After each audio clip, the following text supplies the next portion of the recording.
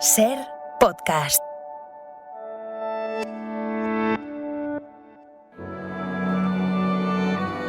Bienvenidos a Sucedió una noche, un programa dedicado al mejor cine de todos los tiempos. I wanna hide from the sun, I wanna live in the dark, I wanna go to the movies. Nobody's waiting outside, but I feel alright, 'cause I'm here on my own. I can kiss Marion and Jane, I can sing in the rain, I can be Superman. I'll never come out again. Las estrellas míticas, los grandes directores, las películas inolvidables. Dirige y presenta Antonio Martínez. Muy buenas y bienvenidos a Sucedió una noche. En el programa de hoy vamos a recordar un clásico de Charlie Chaplin. ¿Has visto Candilejas? ¿La de Charlie Chaplin? Sí. Oh, me encanta Charlie Chaplin. Repasaremos también la carrera y la historia de una de las grandes directoras del cine español, Pilar Miró. John Ford dirigió 70 películas, Howard Hawks 58, Hitchcock 50. Yo no quiero ser menos. Y en la sección de Cine Incómodo tenemos la película por excelencia del erotismo cinematográfico de los años 70, Emanuel. Todos están impacientes por verte, sobre todo desde que han visto tus fotos. No me digas, ¿en las que estoy desnuda? Pues claro. Este es parte del menú de esta semana que empezamos a servir ya mismo. I wanna hide from the sun, I wanna live in the dark, and I'll never come back. El espectáculo está a punto de comenzar. Pero no se alarmen ustedes, no les cobraremos la entrada. Lo que el cine nos dejó. Es tan difícil ser alguien que la gente no olvida. Este domingo 16 de octubre se cumplen 70 años del estreno de Candilejas, una de las grandes películas de Charles Chaplin. Curiosamente, el reportaje que hemos preparado para recordarla comienza no en 1952, el día de su estreno mundial en Londres, sino 20 años después. Es una noche de estrellas aquí en el Teatro de Los Ángeles. Y sí, aquí está Charlie Chaplin, con su encantadora esposa Ona. En efecto, es el año 1972 y hay noche de estreno en Los Ángeles. Charles Chaplin acude a la premiere americana de su película Candilejas, la última que realizó en los Estados Unidos antes de abandonar el país para siempre. Un estreno curioso, como dice Elio, ya que en el resto del mundo la película se había estrenado 20 años antes, en 1952. Para explicarlo, debemos remontarnos en el tiempo ese par de décadas.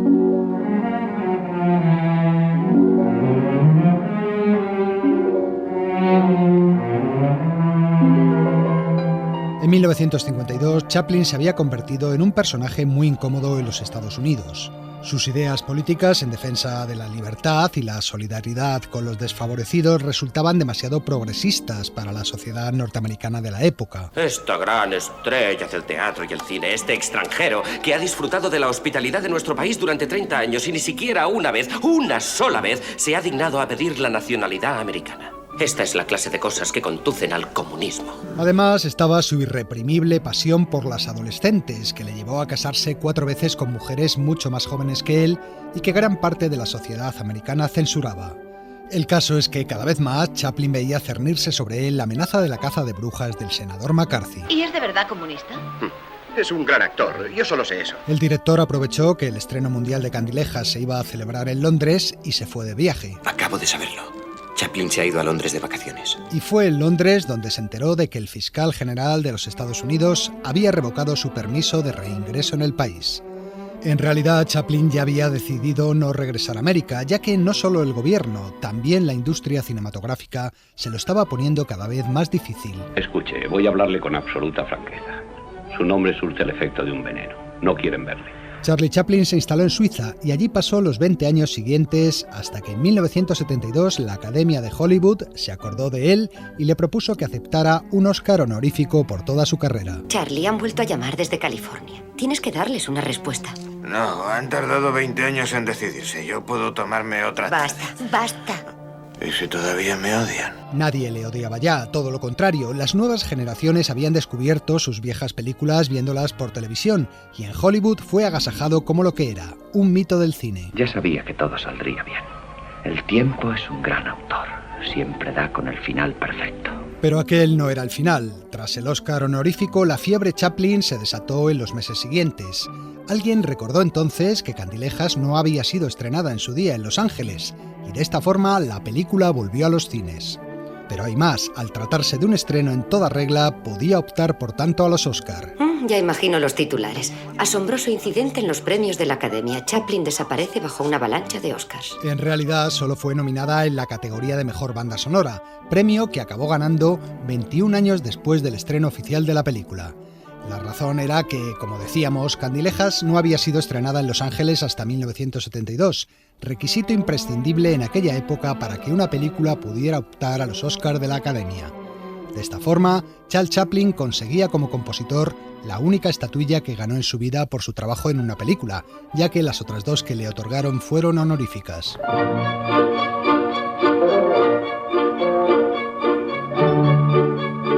Risas y lágrimas se dan la mano en el argumento de Candilejas. Es la historia de un viejo actor de vodevil que recoge en su casa a una bailarina que ha intentado suicidarse. Yo también soy del oficio, me llamo Calvero. ¿Habrá oído hablar de mí?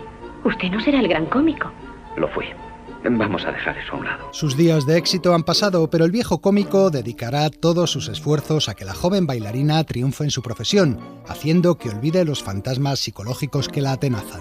No puedo bailar sin piernas. Sé de un hombre a quien le faltaban los brazos, que logró hacer esquerzos con el violín, valiéndose de los dedos de los pies. Lo peor en usted es que se niega a luchar, se da por vencida, no hace más que pensar en la enfermedad y en la muerte. Pero existe algo tan inevitable como la muerte, y es la vida. Vida, vida, vida. Piense en la fuerza que hay en el universo, y esa fuerza es la misma que lleva usted dentro, y es que tiene valor y voluntad suficientes para utilizarla.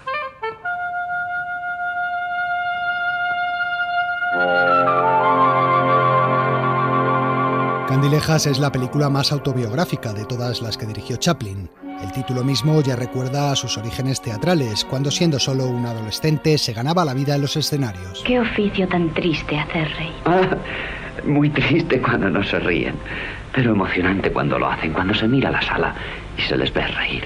Oleadas de carcajadas que nos envuelven en una sensación de dicha. La relación entre los dos protagonistas de la historia, el cómico Calvero y la bailarina Terry, es también una clara alusión a la relación que mantuvo Chaplin con Ona O'Neill, su última esposa. Matrimonio que escandalizó a la sociedad americana porque cuando se casaron Chaplin tenía 54 años y ella solo 18. No hay por qué, podríamos ser marido y mujer a los ojos de todos. Ah, sí, ¿eh? Podrían ser. Más vale que no lo sean. Marido y mujer. No es extraño tampoco que la película esté ambientada en Londres, su ciudad natal, la misma época en la que la abandonó para viajar a los Estados Unidos. Pero hay más.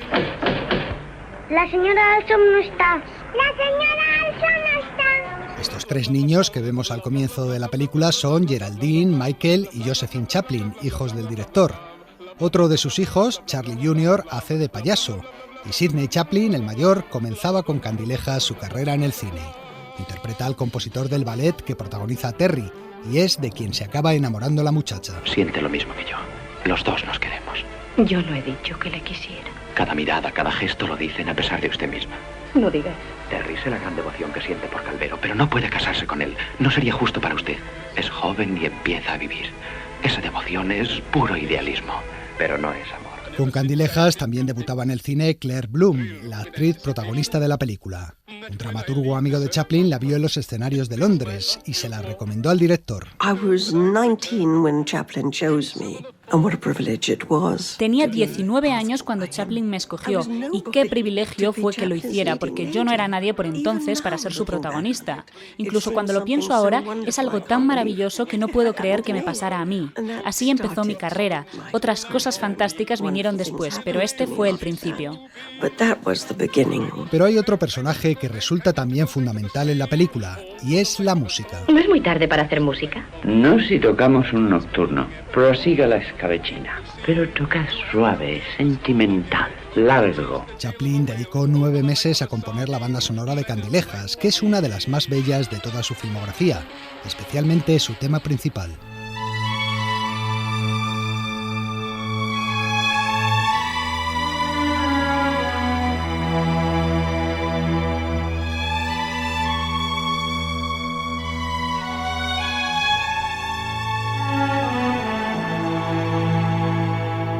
Chaplin fue uno de los autores más completos y polifacéticos que ha conocido el cine. Además de escribir, dirigir, interpretar, producir y financiar sus películas, también componía la música de las mismas. Y eso que sus conocimientos musicales eran limitados. No sabía leer ni escribir partituras y nunca se consideró más que un aficionado. Eso es lo que somos todos, aficionados. En nuestra corta vida no tenemos tiempo de otra cosa. Chaplin tocaba un poco el violín y el piano.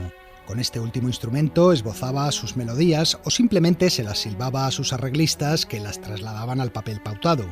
Luego trabajaban juntos durante largas sesiones, cuidando hasta el más mínimo detalle. ¿Qué quieres hacer? Cambiarlo a clave mayor. Bien, déjame oírlo.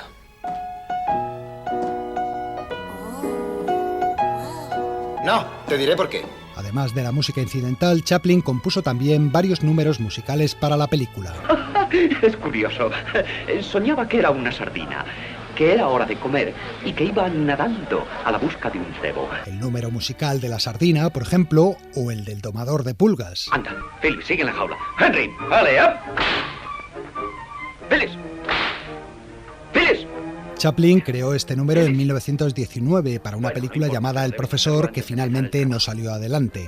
Luego intentó utilizarlo en El Circo y en El Gran Dictador, pero no pudo justificarlo en ninguna de las dos tramas. Finalmente consiguió incluirlo en Candilejas.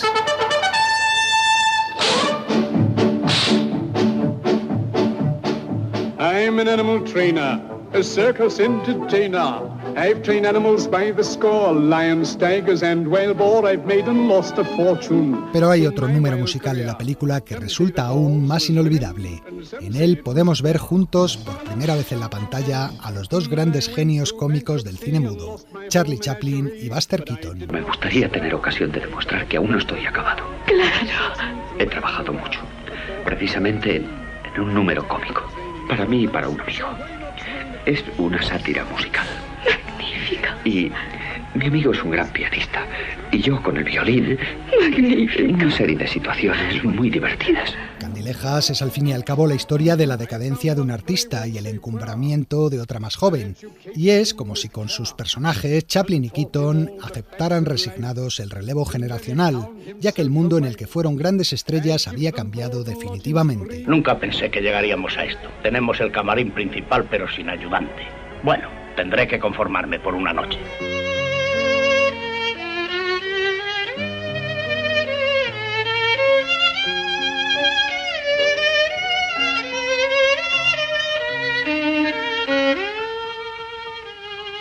Candilejas fue la última gran película de Chaplin. Aún dirigiría dos largometrajes más, Un rey en Nueva York y La condesa de Hong Kong, pero son películas que resultan menos relevantes. Por eso muchos consideran a Candilejas su testamento fílmico. Un canto a la profesión de artista lleno de sensibilidad y nostalgia, y un canto también a aquello que más amó el director, la vida. ¿Que por qué vale la pena luchar? Por todo. La vida misma no es suficiente. Para vivirla, sufrirla, disfrutarla. He ahí una razón poderosa. La vida es preciosa, magnífica. Sí, la vida puede ser bella si no se la teme. Solo se necesita valor, imaginación y algo de dinero.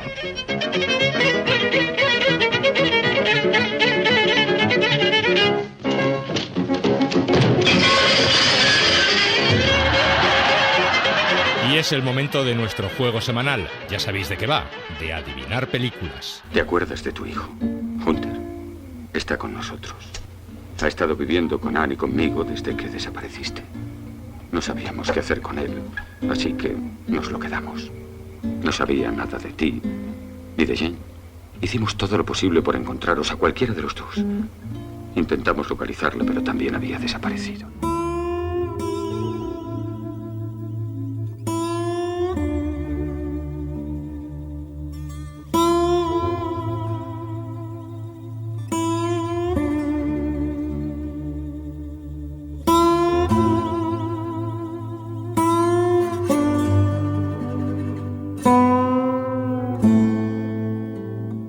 Nosotros, los abajo firmantes, somos hombres sin un país, hombres desesperados que buscan una fortuna desesperada.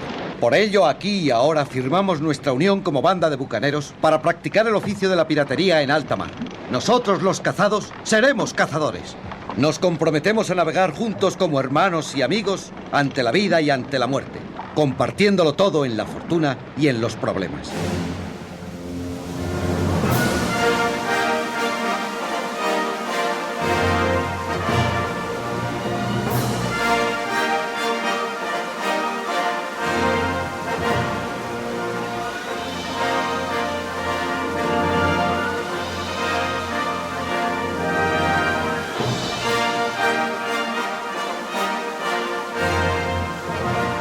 ¿El gnomo del jardín ya no está? ¿Ha vuelto a la caseta de herramientas? Moscú. Ahí lo tienes. No hay explicación. Posiblemente tenía ganas de ver mundo.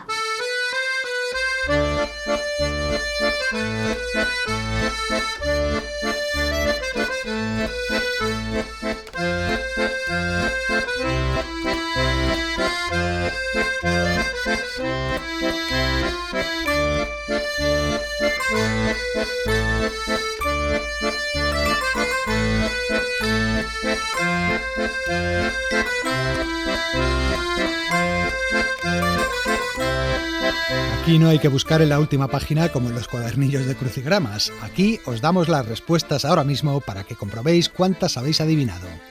La primera era fácil, no tanto por el diálogo, sino por su música, que es bastante conocida. Ray Cooder hacía sonar su guitarra fronteriza en la banda sonora de París, Texas, la película que Wim Wenders dirigió en 1984. La segunda era mucho más antigua aún. Errol Flynn se juramentaba con sus hombres en El Capitán Blood, dirigida por Michael Curtiz en 1935 y con música de Eric Cornwall. Y terminábamos con otra que también podemos considerar fácil, tanto por su música como por la pista del gnomo viajero, Amélie, la película protagonizada por Audrey Tautou en 2001 con música de Jan Tiersen. Es que yo me pongo enferma con tanta españolada y con tanto trabuco, sombrero catite y patillas. Sucedió en el cine español. Perdone, ¿españolada dice? ¿Y qué se supone que debemos hacer en el cine español?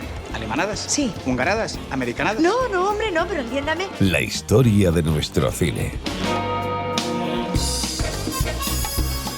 El próximo miércoles, día 19, se cumplen 25 años del fallecimiento de Pilar Miró, una mujer clave en la cultura cinematográfica y televisiva del siglo XX en España. Vamos a rendirle homenaje contándoos quién fue y qué hizo Pilar Miró.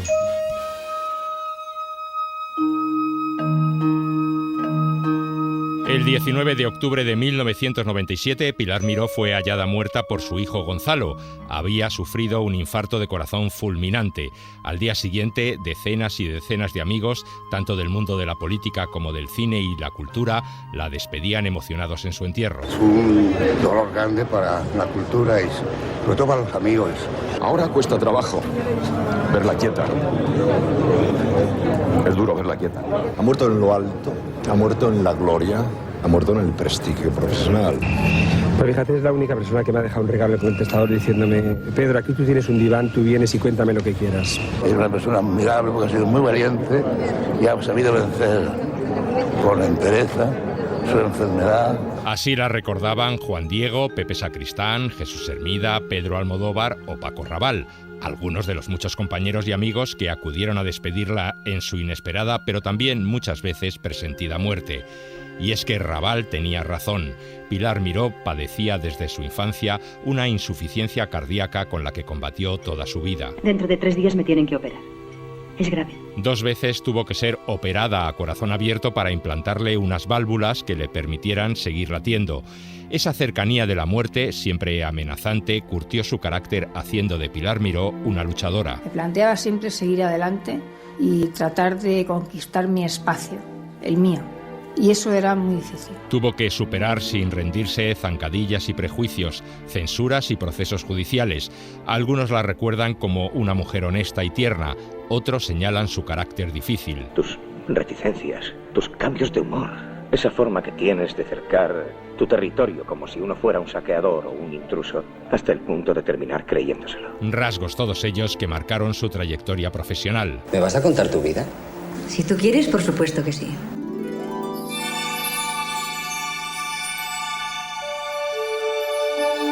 Pilar Miró nació en Madrid en 1940, estudió Derecho, Periodismo y se graduó en la Escuela Oficial de Cinematografía.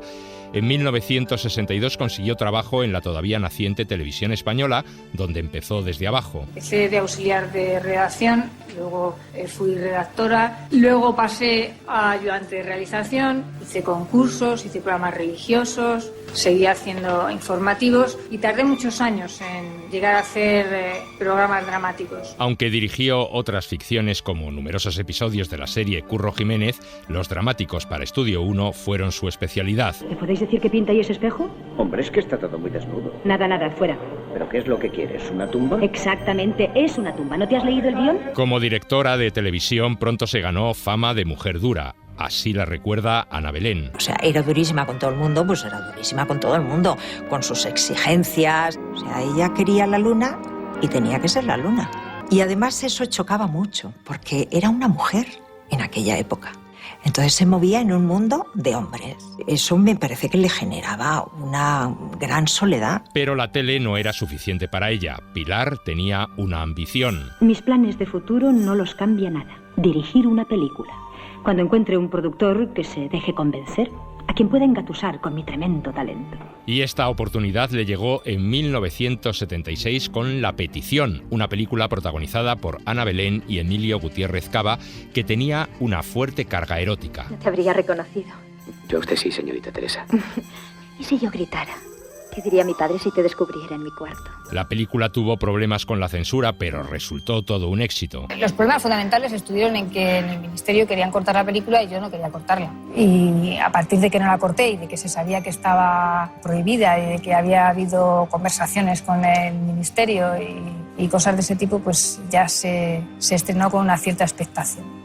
Y tuvo éxito, sí. Pero nada comparable al escándalo que se iba a montar con su siguiente película. ¡Mirad qué crimen más feo en la provincia de Cuenca! ¡Cometieron 2 ladrones a eso de las 8:30! El crimen de Cuenca contaba el caso real de 2 hombres que a principios del siglo XX fueron detenidos y torturados por la Guardia Civil para obligarles a confesar un asesinato que no habían cometido. La presión social es tremenda. Todo el mundo pide sangre. No hay un solo testimonio directo. Pero ya hay muchos que hablan del asunto como si lo hubiesen visto desde la primera fila de platea. La película se iba a estrenar en 1979, pero las copias fueron secuestradas y prohibidas, y Pilar Miró sometida a un proceso militar en el que se le acusaba de injurias a la Guardia Civil. Se me pedían 6 años de prisión militar.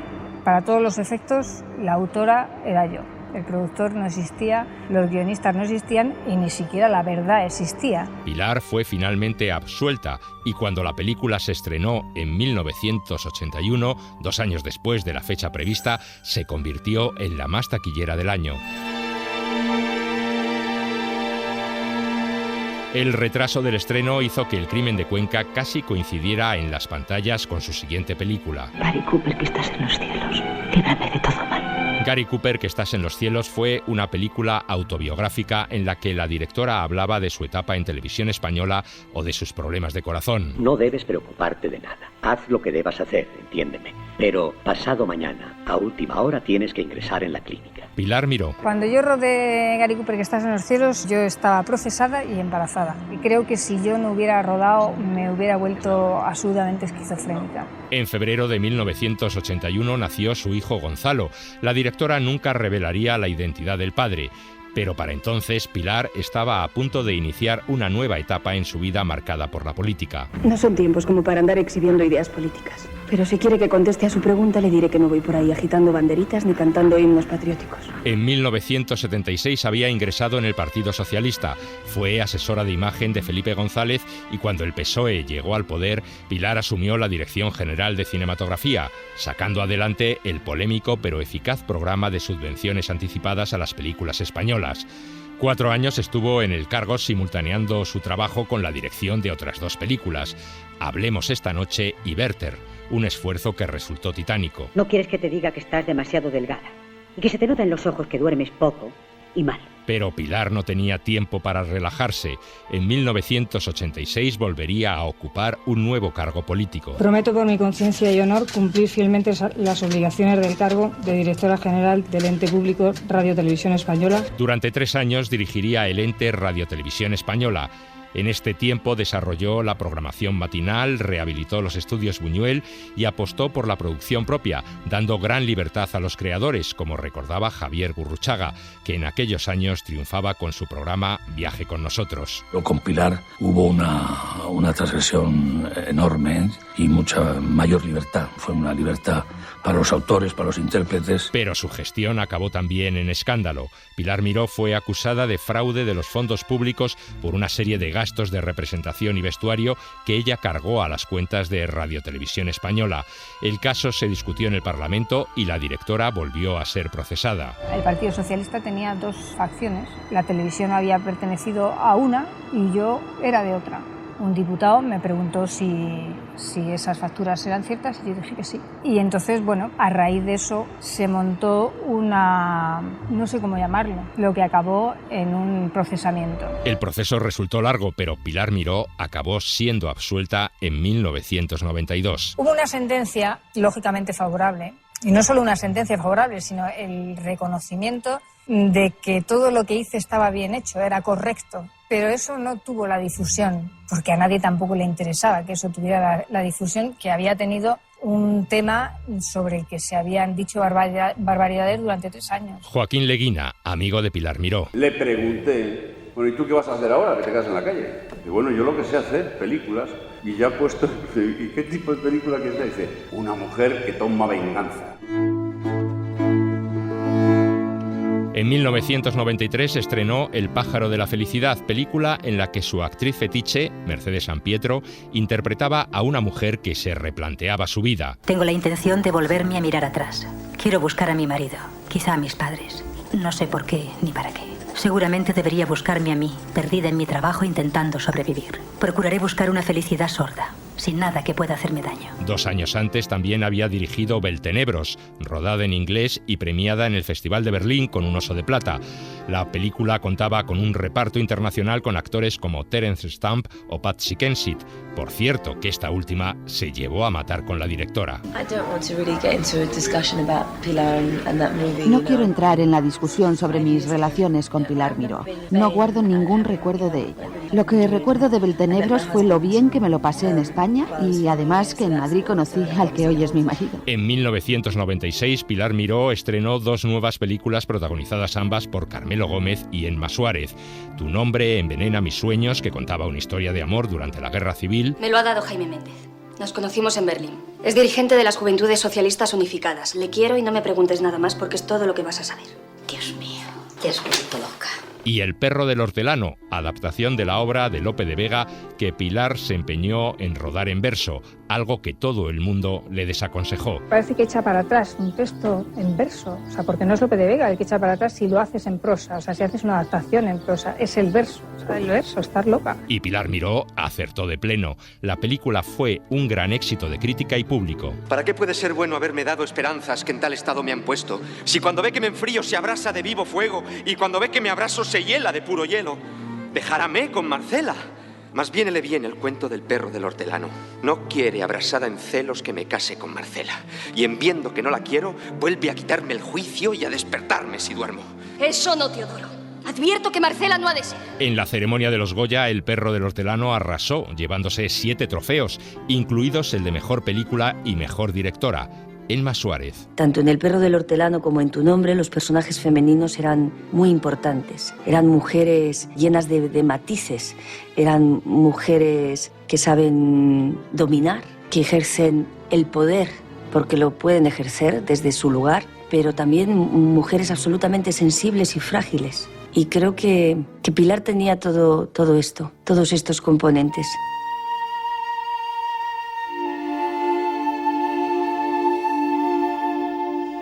Pilar Miró estaba en el mejor momento de su carrera, pero no sabía que su tiempo se estaba acabando. Tiempo es justo lo que no puedo darte. Su último trabajo fue la retransmisión televisiva de la boda en Barcelona de la infanta Cristina con Iñaki Urdangarín. Como años antes se había encargado también del enlace entre Elena y Jaime de Marichalar. Pues es como dar 3 saltos mortales sin vez. Es el trabajo más complicado que he hecho nunca y también el más gratificante. Apenas 2 semanas después de aquella retransmisión, Pilar Miró fallecía de ese infarto tan anunciado que ponía final a una vida intensa, valiente y polémica. A mí nadie me enseñó a vivir y nunca me quejé. Intenté hacerlo lo mejor que pude y no se me ocurre preguntarme por qué. Y algo debió hacer bien para que 25 años después la sigamos recordando y rindiéndole homenaje. Quede vuestra señoría con Dios.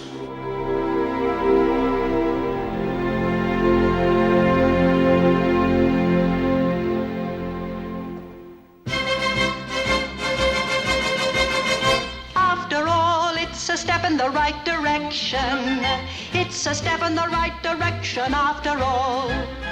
After all, it's a step in the right direction. It's a step in the right direction after all. When a baby spider tries to trap a fly, oftentimes the silken thread will come awry. Though a tangled web is all that he can claim, it's a step in the right direction all the same. All the same, it's a step in the right direction. It's a step in the right direction all the same. All the same, it's a step in the right direction. It's a step in the right direction all the same. Estamos escuchando a Angela Lansbury en una canción de la película La bruja novata, una producción Disney estrenada en 1971. Como ya sabéis, la actriz de películas como Luz que agoniza o El mensajero del miedo y de series de televisión como Se ha escrito un crimen, falleció el pasado martes a los 96 años. Descanse en paz. Pero seguimos. Si ese avión despega y tú no estás a su lado, te arrepentirás. Tal vez no hoy ni mañana, pero sí muy pronto y para el resto de tu vida. El cine de su vida. Es de Casablanca. Toda mi vida he estado esperando decirlo. Hoy hablamos con Bárbara Díez, la productora de la película Girasoles silvestres, dirigida por Jaime Rosales, que este fin de semana llega a los cines. Bárbara Díez había trabajado ya con Jaime Rosales como productora en películas como Hermosa Juventud o Petra, pero también en otros títulos como Caníbal, de Manuel Martín Cuenca. Pero en Girasoles silvestres, Bárbara Díez ha trabajado como productora ejecutiva, directora de producción y además como guionista. Y nos ha parecido que nadie mejor que ella nos puede aclarar las diferencias que hay dentro del campo de la producción, que es algo que nos preguntan habitualmente los oyentes. Y esto es lo que Bárbara Díez nos ha contado.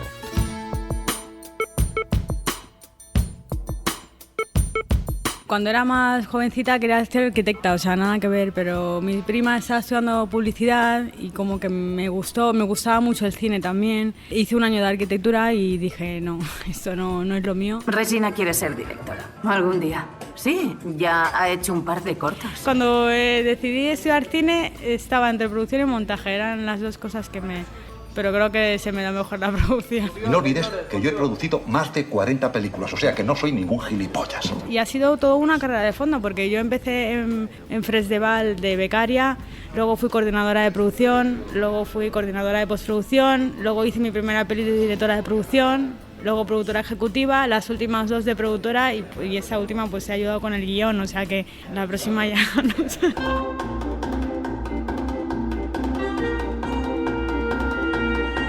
Pues el productor es el que monta el proyecto. De hecho, hay muchos proyectos, por ejemplo, en las películas de autor es un poco diferente porque suele salir del director, que tiene una idea, entonces busca a los productores. Pero hay veces que no, que el productor dice, pues quiero hacer esa película y busca al director. Tú quieres dirigir por primera vez. Silvia es una gran estrella y yo soy productor. En mi caso es más buscar esa financiación y no solamente buscar el dinero, sino ver cómo se va a aplicar y diseñar. O sea, diseñar cómo va a ser la película en cuanto a presupuesto, en cuanto a tamaño, en cuanto a público. O sea, para mí ese es el trabajo de productor, pero también es muy creativo. Yo como productora siempre colaboro mucho en el guión, aunque no escriba. ¿Sabes lo que estoy pensando?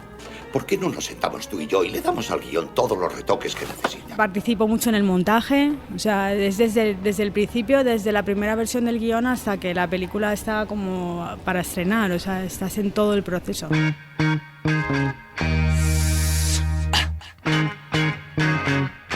El productor ejecutivo es uno de los productores, que es como el que hace las cosas, ¿no? Tú no diriges este estudio, pero eres productor ejecutivo de películas de serie B, es cierto. Dale dinero. Tienes 4 productores en tu equipo. ¿Por qué no 5? Si me contrataras, digamos, a 300 por semana, podría pagarte poco a poco los $6.350. No sé si en Estados Unidos es otra cosa, pero en España es eso. Es como que de repente, pues tú tienes a lo mejor una película que tiene 5 productores, todos ayudan, pero hay uno que es como el que va tirando y dice hay que hacer esto y ahora hay que hacer lo otro, porque obviamente alguien tiene que llevar un poco la batuta y ese es el productor ejecutivo, que en este caso lo hacemos nosotros porque es una peli de Jaime, a lo mejor en otra película lo llevaría otro productor. Fíjate en esta película, con un guión de 5 centavos, un presupuesto de 10 y un actor de 2, lo hemos hecho todo.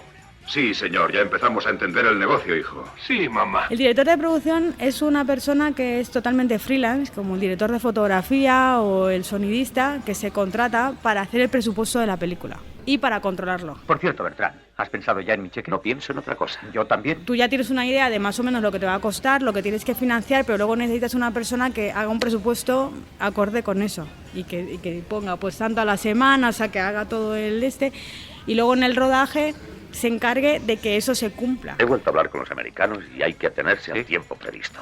Hacer la película en 7 semanas. ¿7 semanas?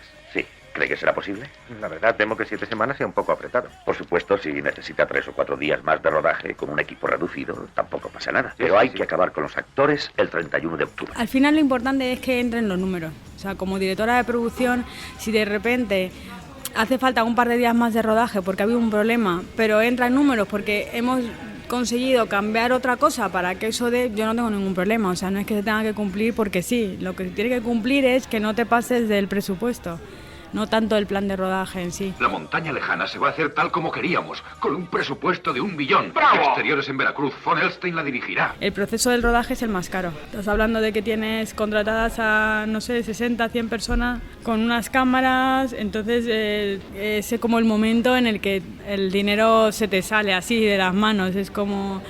y es mucho más difícil de controlar, entonces es como una fase que quieres que esté muy medida, impoluta y que acabe en los plazos que corresponden.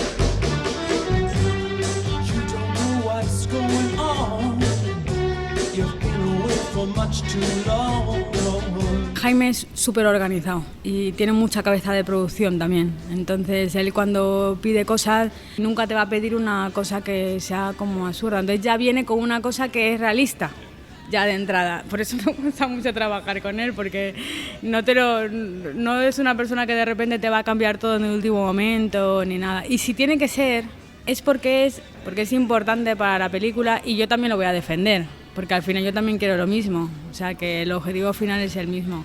Pero él tiene muy en cuenta toda la parte económica, muy en cuenta. Esta no es una puta película de Andy McLachlan. No puedo permitirme contratar a unos tíos para que se pasen el día fumando por si suena la flauta y los necesito. Tengo un equipo de 4 tíos. Para contratar a alguien más necesito autorización. Yo lo que quiero es que la vea mucha gente y eso al final se reduce también en tener dinero, pero me preocupo más en que tenga mucha visibilidad, en que la vean muchas personas, que la vean en muchos países y al final pues eso se traduce en dinero, pero estoy más obsesionada con pensar en el espectador. Circunstancialmente un productor podría ganar más dinero con un fracaso que con un éxito. Con el COVID hay cosas que se han mejorado, como todo el tema del teletrabajo, y hay cosas que de repente dices, como que nos hemos acostumbrado, no hay que quedar todos los días y tal, pero también la gente se ha acostumbrado a ver las pelis de otra manera.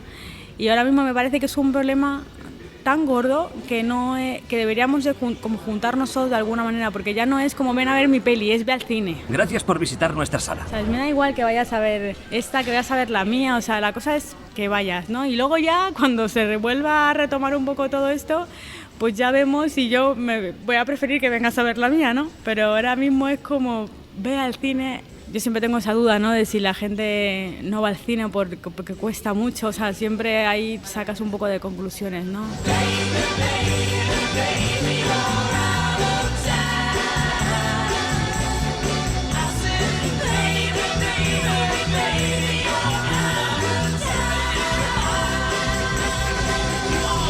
Sucedió una noche. El cine clásico en la SER.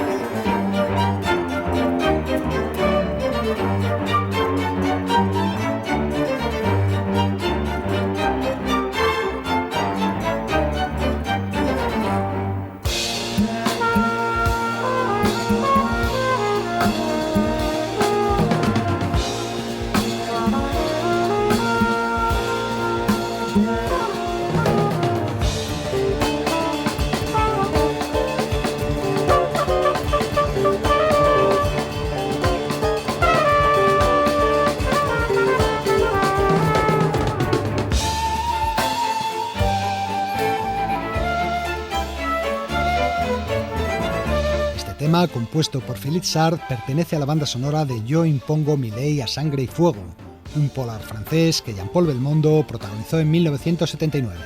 Y de Francia también, y de esa década, la de los 70, es la película que Jack Bourbon nos trae esta semana. Jack Bourbon presenta Cine Incómodo. ¡Basta! No estoy dispuesta a consentir inmoralidades en nuestras pantallas. Este espectáculo degradante y depravado ha de terminar ahora mismo. Sexo, violencia, religión, política. ¿Oyes ese silbido? Es una bomba que cae del cielo y va a impactar en 400 cines a la vez. Las películas más polémicas de la historia del cine. ¿Qué tal, amigos? Hoy os hablo sentado en el sillón Picook de mimbre que preside el salón de mi casa. Lo compré hace mucho, cuando Emmanuel, la película que os traigo hoy, lo puso de moda. En realidad el sillón apenas aparecía brevemente en una escena, pero su presencia en el cartel de la película, con Sylvia Kristel sentada en él en topless y jugando con un collar de perlas, lo convirtió en un símbolo de la misma. Yo a veces también me siento en él, sin camisa, y juego con la cadena de mi medallita de Santa Gema, pero me da a mí que no tengo un aspecto tan sexy como ella. Pero vamos ya con la película.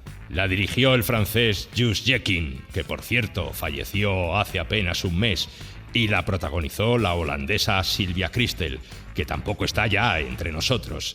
Este martes, día 17, se cumplen 10 años de su muerte.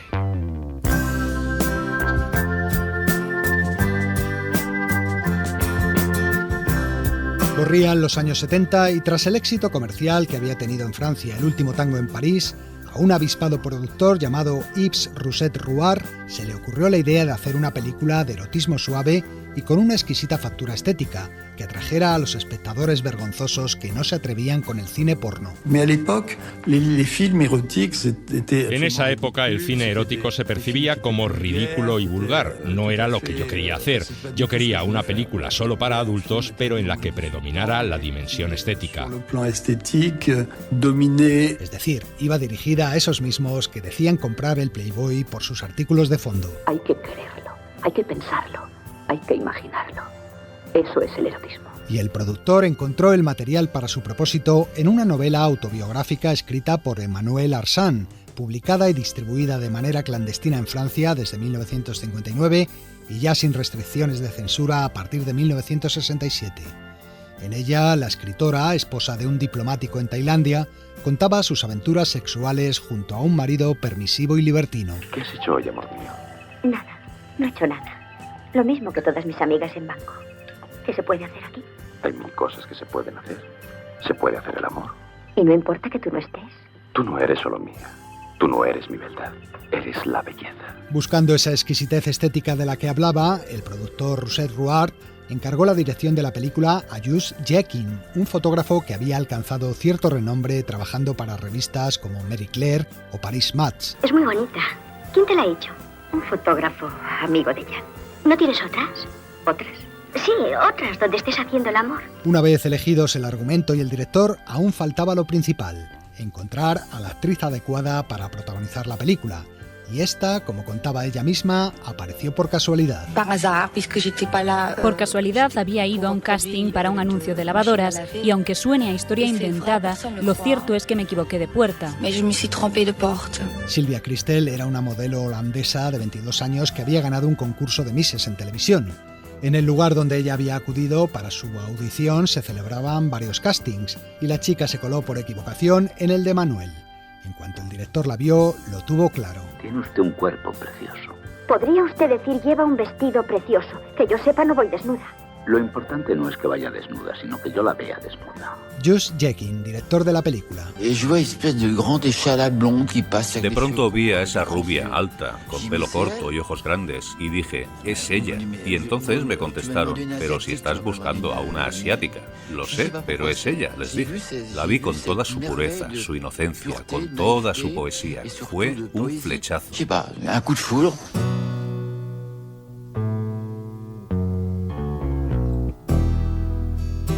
Emmanuel es la historia de la joven esposa de un diplomático francés destinado en Bangkok.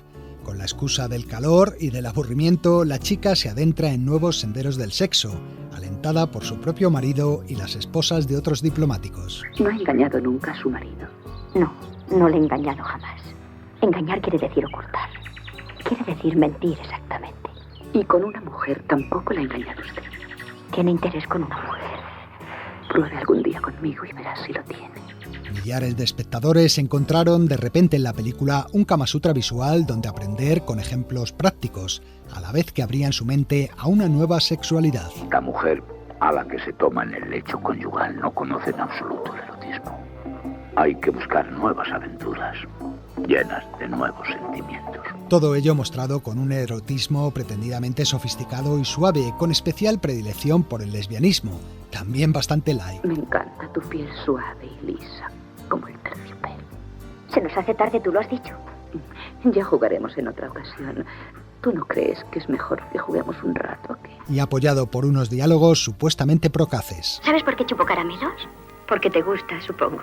Nada de eso. Porque excita a los viejos. Si hubieses visto a tu marido, mi marido no es viejo. ¿Qué edad tiene?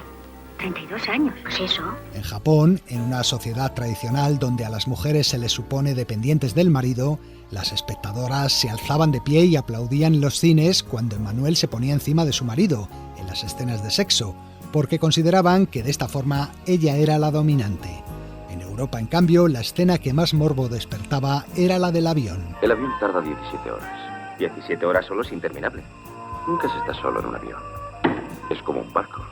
Lo que ocurra es pasajero. Emmanuelle aprovecha su viaje para enrollarse con otro pasajero en los servicios del avión, suscitando desde entonces las fantasías sexuales de los viajeros en los vuelos.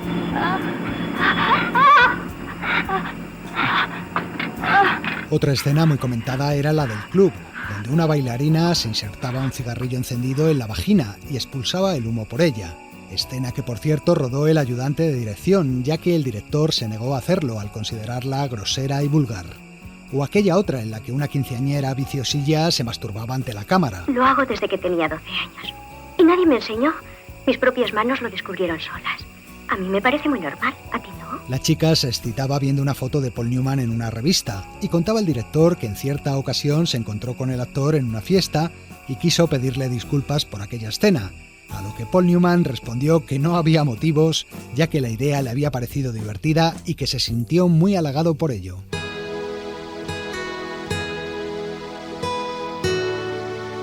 El estreno de la película en Francia en junio de 1974 fue una auténtica conmoción. El día del estreno llegamos a los Campos Elíseos y había una cola increíble. Llamamos a las demás salas de París donde se iba a proyectar y en todas nos decían: no podemos hablar por el ruido, hay demasiada gente. La historia de Emmanuelle conectó con el espíritu de su tiempo, con la emancipación de la mujer y la liberación sexual. No, yo no me casé con ella para privarla de nada, ni para enjaularla. Te casaste con ella por su belleza, está claro. Nada de eso. Lo hice porque no conozco a nadie a quien le guste tanto hacer el amor y que lo haga también. ¿No temes que otros traten de aprovecharse? Sabes que no soy celoso. Los celos son un sentimiento a extinguir. Hugh Jackman otra vez. Emmanuelle, c'est en premier le succès. Emmanuelle es, ante todo, un éxito. Es el éxito de aparecer en una época, la de la liberación sexual, la época de la píldora. Por eso se convierte en un fenómeno social. Es una película bonita, con sus más y sus menos, pero ante todo es un fenómeno social que nos supera. Solo en Francia la vieron 9 millones de espectadores, siendo la película más taquillera de aquel año, 1974. Y Emmanuelle se mantendría nada menos que 11 años ininterrumpidos en el mismo cine de los Campos Elíseos. Fuera de Francia, unos 350 millones de espectadores de todo el mundo pasaron por los cines atraídos por su propuesta sexual. Una forma diferente de ver el amor. No solo el amor. La crítica, en cambio, se ensañó con la película, que también fue contestada por algunos grupos católicos. Es un escándalo, una inconcebible falta de moral. Y no fueron los únicos. El feminismo francés también arremetió contra la película. Sé que tengo que aprender mucho. Encontrar algo para convertirme en una mujer de verdad. En tu mujer. No se tragaban el caramelito de la mujer en búsqueda de una nueva identidad sexual, sino que veían en ese lesbianismo y en esa libertad sexual un objeto de excitación más para las fantasías masculinas. Lo que deseabas, sobre todo, no es que tu mujer fuese libre, como dices, sino poder disponer de ella a tu gusto, como de esas chicas. Mélodie d'amour chante le cœur d'Emmanuelle, qui bat cœur à corps perdu. Mélodie d'amour chante le corps d'Emmanuelle, qui vit corps à cœur déçu. España, las noticias que llegaban del éxito de la película en Francia causaron un gran impacto. ¿Usted la ha visto? No, pero me ha dicho doña Teresa que es una indecencia. ¿Y en qué cine la echan? No, en España aún no podía verse, estaba prohibida por la censura. Así que los españolitos de la época tenían que peregrinar a Biarritz o a Perpiñán para ver la película. Oye, Román, eso hay que verlo, ¿eh? ¿Tú crees que mi mujer me va a dar vacaciones para eso? Pero, hombre, no hay que decir nada a las mujeres. Se inventa cualquier cosa y en paz. En mi coche lo hacemos los tres en un periquete. La imagen de grupos de españoles haciendo cola los fines de semana ante los cines se hizo muy habitual en estas ciudades. Bonsoir, mademoiselle. Ici, c'est le film... Para españoles, oui. Mujeres desnudadas, beaucoup mujeres. ¿Qué dice? Que beaucoup de mujeres. La película finalmente se estrenó en nuestro país en 1978, una vez abolida la censura, y lo hizo con la recién inaugurada calificación S. En cuanto a Sylvia Kristel, rápidamente se convirtió en uno de los símbolos sexuales de la década. My next guest has the greatest sex symbol since Bardot and Monroe. She is, of course, Sylvia Kristel. La comparaban con Brigitte Bardot o con Marilyn Monroe, y la actriz se las prometía muy felices. Yo no soy el personaje de la película y me alegro de haber tenido éxito en mi profesión, lo que me va a permitir hacer otras cosas que me interesan más, porque no hay que encasillarse en un solo género. Seguro que Clint Eastwood quiere hacer más cosas además de western. Sin embargo, nunca consiguió dejar atrás el lastre de Manuel. La actriz lo intentó en otro tipo de películas, pero acabó encasillada en el cine erótico. He hecho otras películas que no son eróticas, pero no han tenido ningún éxito. Por eso la gente solo me identifica con ese tipo de cine, porque es un hecho que solo he triunfado con las películas eróticas. En su filmografía hay más de 50 películas, pero todo el mundo la sigue recordando por su lánguido personaje de pelo corto y ojos azules. Ni siquiera le he preguntado su nombre. Emmanuel. Pues hasta la vista, Emmanuel. Sylvia Kristel rodó 4 películas de Manuel para el cine y en los años 90 6 más para la televisión por cable. Otras actrices la sustituyeron en la gran pantalla en diferentes secuelas y versiones, como las 11 películas que rodó Laura Gemser en el papel de Manuel Negra. Hace unos meses se anunció que se iba a rodar una nueva versión de la primera película, protagonizada por Léa Seydoux y dirigida por Audrey Divan, la directora que ganó el León de Oro del Festival de Venecia en 2021 con su película El Acontecimiento. Veremos si se concreta este proyecto. Ahora os dejo. Me voy a quitar la camisa, a sentarme en mi sillón de mimbre y a echarme una siestecita, a ver si sueño con Sylvia Kristel. En fin, amigos, hasta la semana que viene. Continuará. Bueno, es hora de terminar y lo vamos a hacer con más música. En concreto, con los NRBQ, la veterana banda de rock norteamericana, y esta versión que hacen de Wandering Star, la canción que Lee Marvin cantaba en la película La leyenda de la ciudad sin nombre. Gracias por haber estado ahí y si os ha gustado, os emplazamos para dentro de 7 días y un nuevo Sucedió una noche. ¡Chao!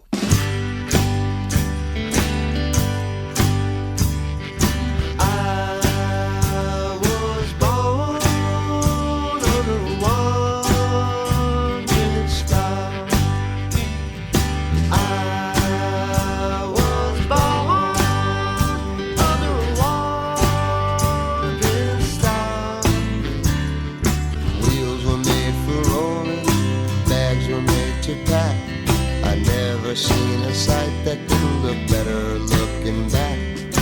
I was born under a wandering star. I was born under a wandering star.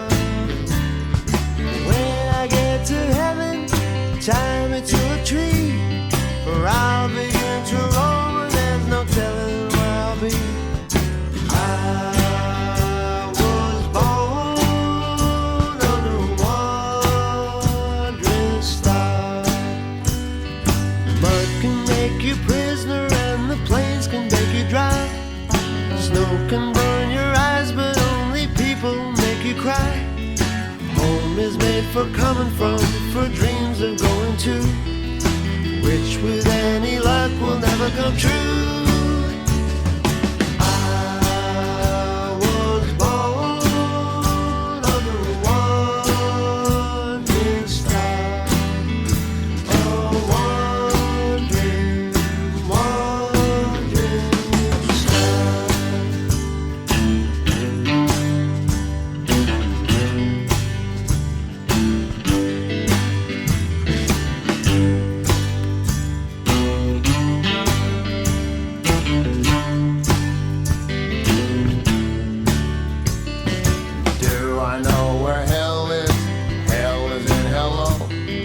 Heaven is goodbye forever, it's time for me to go. I was born under a wandering star.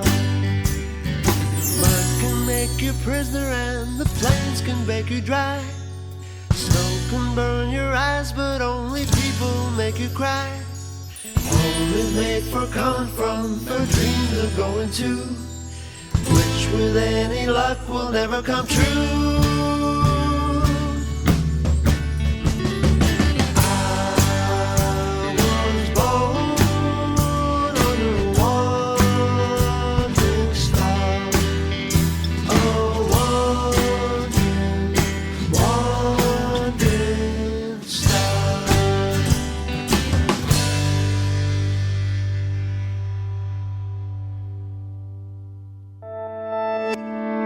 Cadena SER. La radio.